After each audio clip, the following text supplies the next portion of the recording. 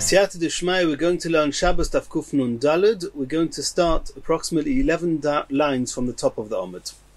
We're in the middle of the sugya regarding a machlokes Rami bar Choma and Rava. In the halacha of hamachamir achar behemtei b'Shabbos, there's a halacha that one is not allowed to lead a loaded animal on Shabbos. That's called machamir achar behemtei b'Shabbos. It's asa. Now it's learnt out from a posuk of loisase kol melocha ata uvincho vitecha avdecha v'amoscha v'hemtecha v'gerecha shebesharecha, that we learn out ata uvehemtecha, irrespective of whether you're doing the melacha on your own or whether you're doing it with your behema and you're guiding your behema. The question is, how severe is it? So we had one opinion that says that Rami bar Choma holds that shoigig chayev chatos and mezid chayev skila. Then we had another opinion at the top of our Omid that shoigig is not chayev chatos, but mezid is chayev skila. And now we're going to have another opinion. Says the Gemara, Rava achva de Rav Mori bar Rochel. Rava, who was the brother of Rav Mori bar Rochel, and this Rav Mori, the son of Rochel, he's not attributed to his father because his father was Isser Giura, and it could be that when this Rav Mori was conceived, his father was actually a goy. And now, according to Rashi, the next four lines were not goyrus, but we'll read them anyway because they're printed in the Gemara. V'omri lo, others say avua de Rav Meri bar Rochel, that the father of this Rav Meri bar Rochel was actually this Rava that we're quoting now. And the Gemara straight away says ulilishna basra, and according to this second version, that the Rava that we're quoting is the father of this Rav Meri, Kasha. It's very difficult to understand that. There was a discussion in Mesechus Yevamos Daf Memhei whether this Mori bar Rochel, whose father was the Goy and his mother was a Yisraelis, whether he's allowed to take on a position. And Rav said, since his mother was Yisraelis, Umanyo bepursa de Bovel, and he was appointed to be a type of a policeman, a type of a guard in Bovel, even though it's a position that should only be given to somebody who comes from Jewish stock. Since his mother was Yisraelis, Rav said it was okay. But either way, we see here that the father of Rav Mori bar Rochel was a goy, was this Isser Giura that we know about, and not Rava. And so the Gemara says, Dil matrei Mori bar Rochel hava. Maybe there was another Mori bar Rochel whose father was called Rava, whose father was Yisrael, and that wasn't the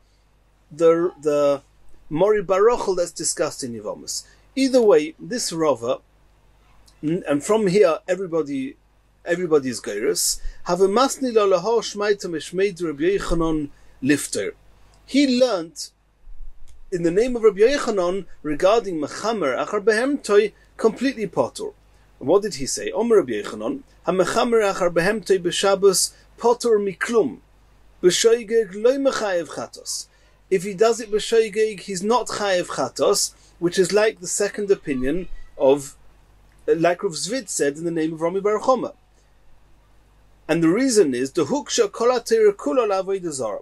We saw on Daf Kuf Nun Gimel Amud Beis that one of the questions that we had, Rava asked a question on Rami bar Choma, how can you say that he's chayev chatos by mechamer achar behemtei b'Shabbos if he does it b'shoigeg? We learn now the halachas of korban chatos from avodah zara, and avodah zara you only ever chayev chatos if you do the activity of avodah zara yourself. Over here, that you're just calling the animal, you're leading the animal, you're not actually doing the malacha of carrying with the animal. Why should you be chayev chatos? So in this version, Rabbi Yochanan says that indeed you're not chayev chatos for that reason. The hukshasa kol ha'teira kula la'avodah zara. And since avodah zara you only chayev if you do it begufay, so too all other chiyuvei chatos. But mezid nami lo mechayev, and the mezid is also not going to be chayev skila. In both opinions that we saw in Rami bar Choma, you are chayev skila, and the reason you're chayev skila is because you learn out ata uvehemtecha, that in the same way as if you do the malacha yourself, you're chayev skila, so too uvehemtecha, if you do it with your animal. And then Rava asked on Rami bar Choma on Daf Kuf Nun Gimel Amud Beis, Rava asked, that anywhere where you're not chayev chatos b'shoigig, you should also not be chayev skila b'mezid. And that's exactly what Rabbi Yochanan says. B'mezid nami loy mechayev, ditnana mechaliles ha-Shabbos b'dovo shechayovin al shigigos chatos v'al zdoinei skila. That we see there from that quote, which is either a Mishnah or a Brisa, that something where one is chayev chatos b'shoigig, one is chayev skila b'mezid, ha'ein chayovin al shigigos chatos. In the event that one would not be chayev chatos for doing it b'shoigig, ein chayovin al zdoinei skila, one would not be chayev skila if one does it intentionally. And Rabbi Yochanan adds on, like we said, that Rabbi Yochanan says completely potur. Not only is he not chayev chatos, not only is he not chayev skila, but even malchus. We know that anyone who transgresses a lav in the Torah, if there were two eidim, then he gets malchus. Over here, belav nami le mechayev, he's not even going to get malchus for the lav of lo yisase kol melacha. To have a lav shenitin lazoras misas bezdin. This is one of the rules in Shas, that a type of lav, a type of avera, that the primary object of that posuk is to tell you, is to warn you against doing an avera, that if you do the avera, you're going to be chayev misas bezdin, for example, skila. Then in the event that that same posuk is used for a type of avera, that you're not going to be chayev skila, then you're not even going to be chayev malchus. And over here, the posuk of lo yisase kol melacha is used for ato. It's used if you carry on Shabbos, and then it'll be chayev skila. It's also used for bevehemtecha, to tell you that it's osa to lead a loaded animal on Shabbos. And over there, he's not going to be chayev skila, like we just saw. Rabbi Yochanan says he's not chayev skila. Why is he not chayev skila? Because he's not chayev chatos b'shoigig. Why is he not chayev chatos b'shoigig? Because it's not like avodah zarah. Because you're not doing an activity yourself. So since this is a lav shenitin lazhoras misas bezdin, the main object of this lav is that a person who does the malacha himself is going to be chayev, and then he'll be chayev skila. The chol lav shenitin lazhoras misas bezdin, any lav in the Torah that is warning a person not to do an avera, that if he does it he will get skila, ein loikin alov, then in any event that lav will never be used in order to give a person malchus. That's what Rabbi Yochanan said. And the Gemara says no.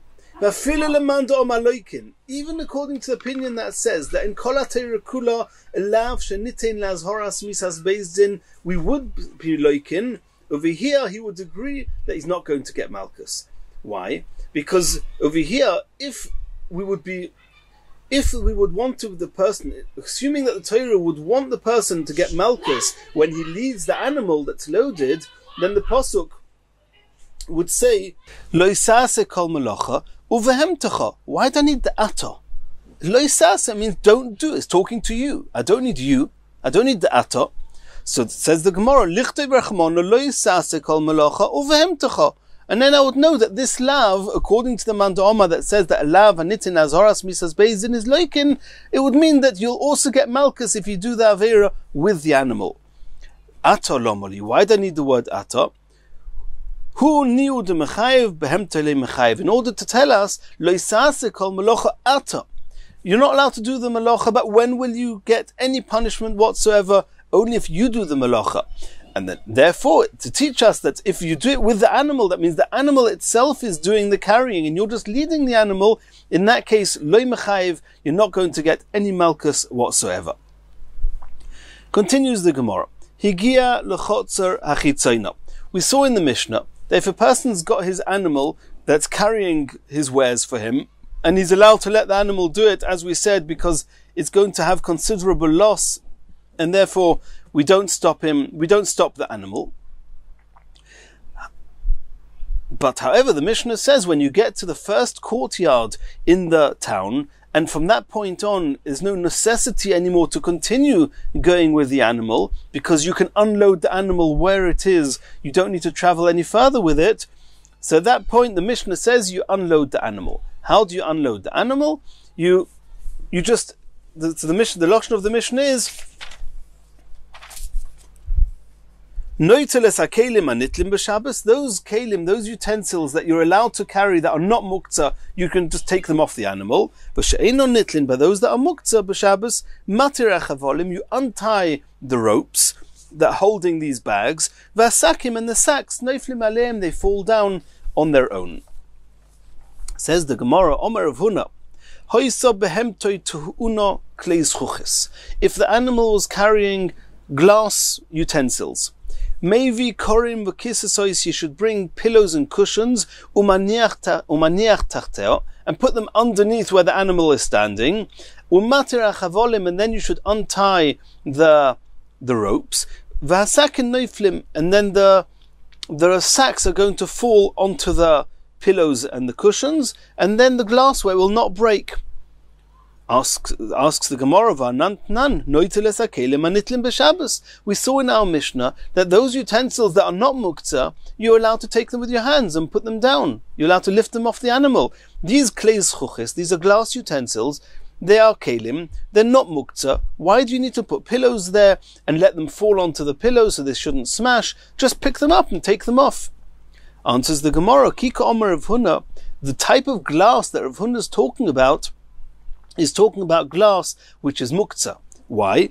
Bekarne de umna. We're talking about the pipes, the tubes that were used by the bloodletters to receive the blood, and they were very repulsive, and nobody would dream of using them for anything on Shabbos, and therefore they are not fit for anything on Shabbos, so they are muktzah. So the only option you have is by untying the bags and letting them fall onto the pillows. Asks the Gemara, we know there's a halacha that you're not allowed to nullify the preparedness of a kli to be used for anything on Shabbos. Regularly a utensil can be used on Shabbos. Now that you're putting it underneath these muktzah karnei de'umna, from that point on, you're not going to be able to use these pillows and cushions anymore. So the Rashi says it's doima l'seiser. It's like you're demolishing, you're robbing these utensils of their uses. You're not allowed to do that on Shabbos. Says the Gemara, b'shlifa zutra. We're talking about very small packs, small sacks of these tubes, and therefore one would put them on a whole pile of pillows. They would fall on a pile of pillows, and then one would roll it over onto a lesser pile of pillows, and then roll it again to a bit lower, until in the end you can roll it onto the floor. They won't smash. They're small enough that you don't need to let them drop onto the pillows, and they'll stay there the whole Shabbos. And since it's only going to be on these pillows for a few minutes, there's no issue of mevatil kli meichonoi. Asks the Gemara, Meisvei, we're going to ask us from a brisa. If the animal was carrying tevel, which is produce that's not been tithed, no one's allowed to use it, it's muktzah on Shabbos, no one's allowed to eat it. And these are also glass utensils. Matir esachavolim v'asakin noiflim v'afal pisha mishborim. You're allowed to you have to undo the ropes and let the sacks of these glass kalim fall down, even though they're going to break. There's no option. Why don't you lift them up? They're glass kalim and they're not muktzah. And we said if they're not muktzah, you can take them by hand and put them down. Why do you have to be nishborim? Says the Gemara, Hossam b'kulsa. We're again talking about glass, which is muktzah. We're talking about slabs of glass, very big slabs that are going to be cut down to size and used as window panes. But in the present state, they have no use on Shabbos, and they're muktzah. And therefore, you've got no choice other than just untying the sacks and letting them fall down. Daikanami, I can bring proof to that. Diktoni dumya de tevel. The Brisa speaks about the donkeys that are carrying, or the animal that's carrying tevel and ashoshios. Tevel is muktzah, so we assume that the ashoshios are types of glassware which is muktzah. Indeed, it's these slabs which are muktzah. Ma tevel deloi chozile. In the same way as tevel is not fit for anyone, afhochanami, these ashoshios loi chozile. Umay afal pisha nishborim. So the question is, so if these glass slabs are in any case going to be cut down to small sizes to be used as window panes, what does it mean afal pisha nishborim? There's no loss by letting them crack, so they'll break a little bit. They're in any case going to be cut down. Says the Gemara, Ma'u the Tema I may have thought lehefsed mu'at nami chosheshu, that even though when they break, it's inevitable there's going to be some splinters of glass, very small pieces of glass that are going to get entirely lost. You won't be able to use them. So I may have thought that's enough of a loss to allow us to put pillows underneath this glass, even though you're being mevatel kli mehichonoi, to receive the glass, to avoid that little bit of damage. Kumash malon, that since it's just a very little bit of loss, that's not enough to allow us to be mevatel kli mehichonoi. All you can do is, because of tzar belechaim, not to cause the animal pain, you just unrope you just undo the ropes and let the glass fall down. Continues the Gemara, Tanya Reb Shimon ben Yochai Omer, Hoysa behemtoi tu'uno shlif shel tavua. If the animals were carrying shlif shel tavua, which is a sack of produce that is tevel, it's muktzah, no one can eat it. Maniach roisho tachter. Then, since you've got a sack on each side of the animal, what do? You put your head underneath the sack on one side of the animal. You push it up in order to then let the sack on the other side drop down, and then the sacks will both fall down. And the sack falls on its own. The donkey of Rabbi Gamliel was carrying bags or containers of honey. He did not want to unload the animal until Motzei Shabbos. The donkey was carrying the honey the whole Shabbos. Motzei Shabbos it died. Asks the Gemara, we said that kelim that are not muktzah, you're allowed to take them off. This honey is not muktzah. It's edible. So why didn't they just take the honey off? The bags or the containers of honey, why didn't Rabban Gamliel just take it off and put it down? Answers the Gemara, Kishahidvish hadvash. We're talking about honey that was sour, and therefore it had no use. It was muktzah, and therefore he couldn't lift them off themselves, and that's why he had to leave them on the animal. We'll soon see why he didn't undo the ropes. Asks the Gemara, Lamai Chozi, why was Rabban Gamliel saving and collecting and carrying this honey that was sour if there's no use for anyone? What was he bothering for? Answers the Gemara, Lekasisa de Gamli, it was used in order to spread this honey, even though it's sour, onto the cuts of the camels. You're not allowed to do that on Shabbos, therefore it's muktzah. But it had some use, and that's why Rabban Gamliel was carrying them, his donkey was bringing them. Asks the Gemara, V'yatir chavolim v'yiplu sakin. Why didn't he open up the ropes and allow the sacks of the honey to drop down? Says the Gemara, mitztaru ziki. Because he knew that what would happen is that the sacks would split open when they hit the floor, and therefore he didn't do that. Asks the Gemara, V'yovi korim v'kisois v'yaniach tachten. We said before that if you're risking losing, there's a substantial damage by letting them just fall on the floor, you can bring the korim v'kisois, bring pillows and cushions to put underneath it. Says the Gemara, no. Because these sacks of the honey are going to make the pillows or the cushions soiled, dirty, sticky, and then I won't be able to use them the whole of Shabbos. Even if we say what we said before, we're going to roll off these sacks onto the floor, but I'm not going to use them because they're all sticky. So what I'm doing is I'm being mevatel kli mehechonoi. I'm stopping a kli being prepared to be used the way it's supposed to be used. Asks the Gemara, but how could you leave it the way it is? It's tzar balechaim. You're not allowed to do anything that causes pain to an animal. Answers the Gemara, Kosovar tzar balechaim d'Rabbanon. Rabban Gamliel held that the issa of causing tzar balechaim is only d'Rabbanon, and therefore it didn't override the issa d'Rabbanon on mevatel kli mehichonoi. Continues the Gemara. Abaya ashkechele Rabba. Abaya found Rabba de komeshafshif lebrei. He was sliding his little son off the agaba de chamra, off the side of the back of a donkey. He was just sliding him down, entertaining his child. Omar lei. So Abaya said to Rabba, you're using an animal. You're not allowed to use an animal. Everybody knows the halacha. It's an explicit, as we saw it's a Mishnah in Beit, Daf Lamed Vav, Lo yroichvin al gave behema, and so too you're not allowed to use an animal for anything. How can you let your son just slide off the side of the back of a donkey? Says the Gemara, Omar Leis, Rabbah said, Stodinheim. The normal way of using this animal is on top of its back. Here I'm just sliding it off the sides of the animal. If it's just off the sides, it's not a normal way of using the animal, and the Chachomim did not say it was osa. The decree against using an animal was not said on the sides of an animal. Minor Temra. Now Rabbah's trying to bring proof that Stodim was not osa. Ditnan, we learnt in the Mishnah, Matir Chavolim Vasakin Neuflim. We saw in our Mishnah that you're allowed to untie the ropes and let the sacks fall down. My love, are we not talking about Bechever Gvulki, which means that the two sacks, the saddlebags on each side, are actually strongly tied together?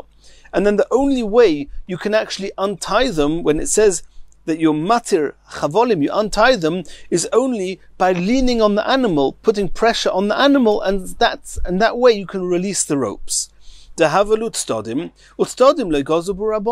you see clearly, if in the Mishnah it says you're allowed to untie these ropes, and these ropes, the two bags, are tied together, strongly tied together, and it's inevitable that you're going to lean on the animal. So you see that Chazal didn't make a gzeira against leaning on the sides of an animal. So Abai says, "Lo, you can't bring proof from there." B'chaver agalvaki, we're talking about that the two saddlebags were not firmly connected. Do they have it stodim? And it's not. You do not need to put pressure onto the sides of the animal in order to release them, and therefore it's not called stodim. Inami belechta. So either with the agalvaki or the lechta, the way it was, somehow they were just clipped together with a clip, with a clasp, and it was easy to just release them. You didn't need to apply any pressure anywhere. You just release the hook and the two sacks would fall down, and therefore there's no proof from there that stodim is mutter.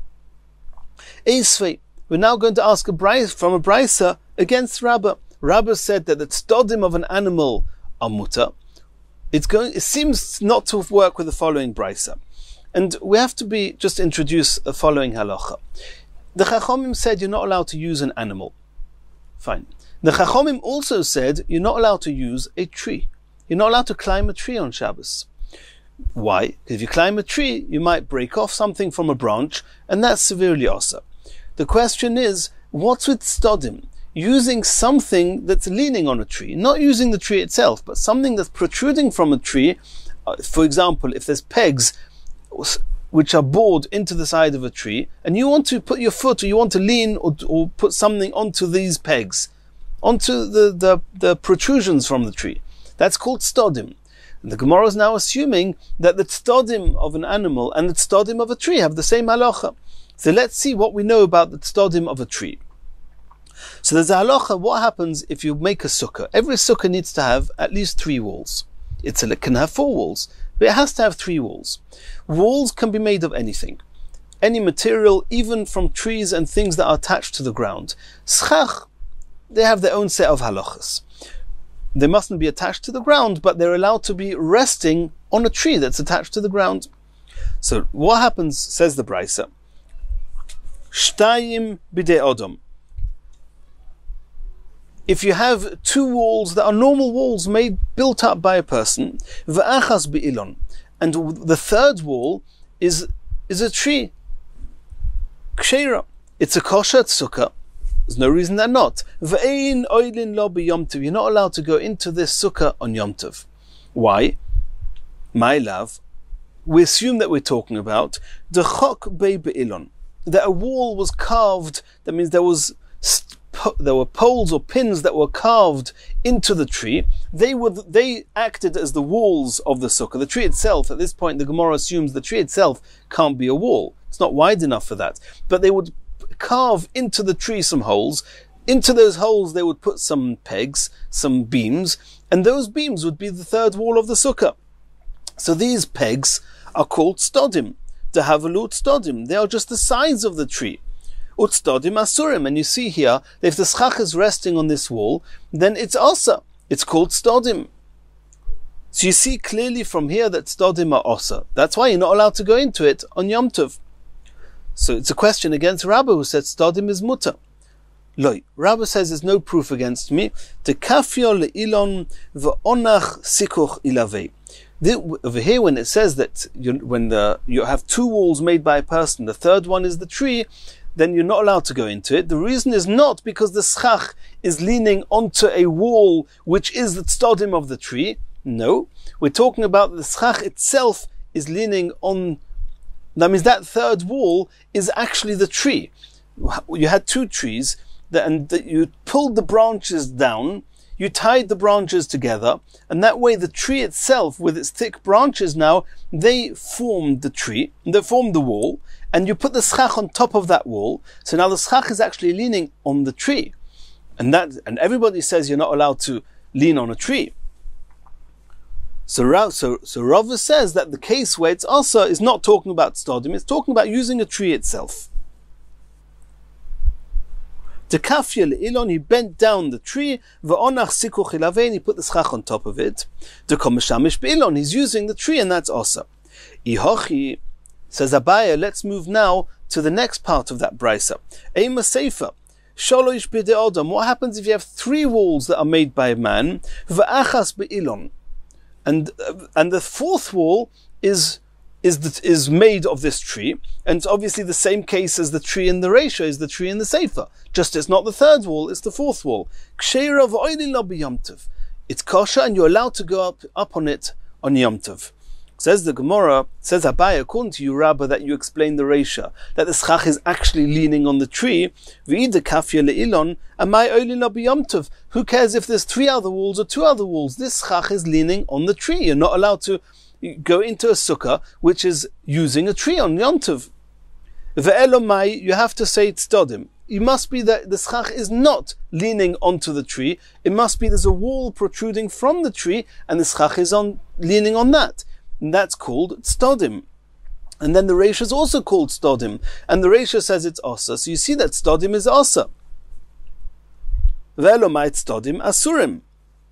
If so, we have the same question bounces back. If the Reisha is asa because the schach is leaning on a wall that's attached to the tree, then the same should apply to the Sefer. That who cares if you have two walls or three walls besides for this one? If the schach is leaning on stodim, if it's asa in the Reisha, it should be asa in the Sefer. Why are you allowed to go into it on Yom Tov if the schach is leaning on the stodim? Elo hosom begavzo parasachno. We're talking about where the branches themselves, or the tree itself, is very, very thick. The tree itself serves as a wall. The ilon gufe doifen be'alnu deshavya. The only thing that the tree is doing is acting as a wall. It's not even holding up the schach. In the Sefer, in the Reisha, it would have to be holding up the schach because there's only two other walls. So that in order for the schach not to fall, it would be leaning on the tree. So it's asa. But the Sefer, which says it's mutter, is talking about where the schach is only leaning on the three walls, and that's why you're not using the tree. You can go into it on Yom Tov. Daikanami, diktoni ze'aklal. We can bring proof from that because it carries on with a rule. Kol ilu shenyinotel ha'ilon v'yechoyle lamoid oinin lo b'Yom Tov. As long as there is any case where if you would take away the tree, the schach could stand on its own, oinin lo b'Yom Tov. That's the type of a tree that you're allowed to, or type of a house that you're allowed to go into. Because I don't need the tree, I'm not using the tree. So the fact that that's the rule here, shma mino, it must be that the schach is not leaning on the tree. Because it says if you take away the tree, the schach would stay. So if it's not leaning on the tree, then therefore it's mutter. It's not called not the tree, and it's not called stodim, and it's mutter. Continues the Gemara. Leima ketanoi.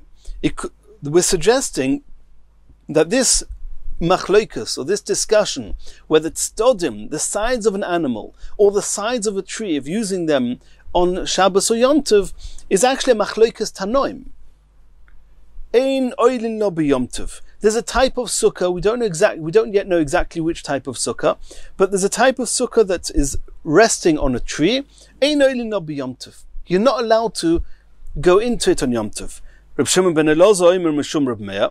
Oilin lo b'Yom Tov. Shimon ben Elazar says in the name of Reb Meir, you are allowed to go into it on Yom Tov. Now, it cannot be that you're actually leaning on the tree, because everybody agrees you're not allowed to lean on a tree on Yom Tov. My love, it must be they're arguing. B'hakam ifligi. Marasova stodim asurim, and marasova mutorim. We're talking about a case where it's stodim, and there's a machlekes whether stodim is mutter or osa. Rabbi said stodim is mutter, as we saw before. He let his child slide off an animal. He said it was mutter, and Abaya said it was osa. It's a machlekes tanoim. Omar Abaya says no. Loi, the kule almat stodim asurim. I maintain everybody, both of those tanoim say that stodim is osa. V'hocha but tzideit stodim kamifligi. We're talking about a case where it's tzideit stodim, which means that you're not resting, you're not using something that's a side of the tree, you're using something that is the side of the tree. And marasova tzideit stodim asurim, or marasova tzideit stodim mutorim. The machlekes we saw here, this machlekes tanoim, is that the Tanakh say it's osa, and Reb Meir says it's mutter, is talking about tzideit stodim. But in the case of stodim, everyone says it's osa. Rava argues with Abaya and says, man de osar bet stodim, osar nami bet tzideit stodim. There's no difference between stodim or tzideit stodim. If it's just the side of the tree or the side of the tree, it's got the same halachas. Either it's always mutter or it's always osa. Man de shori bet tzideit stodim, the one who holds it's mutter bet tzideit stodim, shori nami bet stodim, says it will also be mutter bet stodim. So Rava must hold that the machlekes is that the Tanakama who say it's osa is talking about stodim, and tzideit stodim is osa. Reb Meir says mutter. He holds that it's stodim and tzideit stodim is always mutter. Continues the Gemara. Eisvei Rav Masharshel Rava. Now we're asking a question on Rava. Rava just said now that stodim and tzideit stodim have got the same halacha. Either they're both mutter or they're both osa. So we're asking from here, from the following brisa. No'at yoseid be'ilon. If somebody, he sticks a peg or type of a pin into a tree, v'tolo bo kalkolo, and on this peg he hangs a basket, l'maylo me'asara tfachim. We're talking here where a person wants to make an eruv tchumin, and in order to do that, it has to be that where you are is where your food is, and you've hung this food on the tree, and since this is where your meal is going to be on Shabbos, it's as if this is where you are based at the beginning of Shabbos. You can go 2,000 amos from here. But it has to be, there's one condition. It has to be that you can actually take the food and eat it. So if you've taken this peg, you've hung on the peg a basket, and these kalkolo, these baskets typically were 4 tfachim by 4 tfachim. If it was more than 10 tfachim high off the ground, ein eruv eruv, because he's in the Rishus Harabim, underneath the basket. The basket is 4 tfachim wide and 10 tfachim high. It's a Rishus HaYochid. You're not allowed to take something from Rishus HaYochid and eat it if you're in the Rishus Harabim. So that's why the eruv is invalid. Ein eruv eruv. Lemato me'asara tfachim. If, however, this basket is hanging lower than 10 tfachim, eruv eruv, then it's not in Rishus HaYochid, because Rishus HaYochid only starts from 10 tfachim off the ground, and then the eruv is a good eruv. And we're deducing from here, Tama, the only reason that you're allowed to take the food from this basket is the noat yoseid be'ilon, is because you've put a peg into the tree and a basket on the peg, and that's called tzideit stodim. Ha loy noats, if you would have hung the basket directly onto the tree, and that would be called stodim, then afilu lemata me'asara tfachim, even if it would be below 10 tfachim, and there's no problem of taking it from Rishus HaYochid to Rishus Harabim, ein eruv eruv. The eruv is not going to be valid because you're not allowed to take the food off. You're not allowed to use anything that's stodim of the tree. So you see here clearly, v'hohai tana, de ka'osar bit stodim, it seems to be that this Tana holds that if it's stodim, it's osa. V'kushari, but tzideit stodim. But if it's tzideit stodim, he says it's mutter. And that's contrary to what Rava says, that there's no difference between stodim and tzideit stodim. Omer of Papa answers as follows. Hocha b'kalkolot chuka oskinon. We're talking here about that the truth is that it's always mutter. Stodim and tzideit stodim. Over here it's also because we're talking about a type of basket that's very, very tight. And bahadi de shoki leile eruv, when you're going to take the food out of it, komenaid leile ilon, you're going to inevitably move the tree. That's moving the tree is called mishtamish with the tree. You're not allowed to move the tree on Shabbos. Or mishtamish beilon gufa, you're using the tree itself. So when it's on a peg, then even though it's a very tight basket, but since it's only on the peg, not on the tree, taking the food out of the basket will not move the tree. But if it's directly on the tree, it will move the tree, and that's osa. So there's no question from here against Rava. Continues the Gemara, v'hilchasa halacha is stodim asurim, tzidei stodim mutorim. Not like Rava said. It's like Abaya said, that there's a difference between tzodim and tzidei stodim. Stodim is osa, and tzidei stodim is mutar. Omer Vashi, hashta de omra stodim asurim. Now that we know the halacha is, you're not allowed to use a tree, you're also not allowed to use the sides of the tree, something that's protruding from the tree, but you are allowed to use something that is resting on something that's protruding from a tree. Sahai darga de midla. These ladders that were going up to the high houses where the guards used to watch the fields, and you want to go up there on Shabbos, lo linche inish adikle. You shouldn't lean this ladder directly onto the tree, because then the ladder would be called tzidei, the tzodim. You're not allowed to go on Shabbos. To have a late tzodim. Elo linche, you should lean these ladders agavzoi, on the pins, on some beams or something sticking out, lebar midikla. So that these agavzoi, these stakes, or whatever you call them, the pins that are sticking out of the tree at tzodim, the ladder leaning on them is tzidei tzodim, and that's okay. And when you go up the ladder, make sure you don't rest your foot onto these pegs, because the pegs are tzodim and you're not allowed to use the tzodim. You should make sure that your foot only steps on the rungs of the ladder, which is tzidei tzodim, and that's mutar on Shabbos. In the next year, we're going to learn the next Mishnah.